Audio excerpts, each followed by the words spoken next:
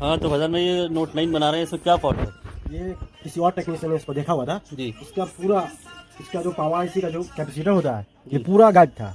यहाँ देख सकते पूरा गायब था, ये इधर का पूरा गायब था, इधर का भी पूरा गायब था। जी किसी टेक्नीशियन ने इसको पूरा गायब कर दिया।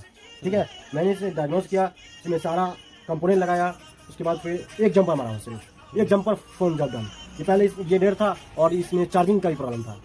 तो किसी टेक्नीशियन ने इतना बुरा हालत किया था, मैंने इसको सोल्यूशन किया। ऑन हो गया ये? जी जी, ये पूरा ऑन भी हो रहा है, चार्ज भी हो रहा है।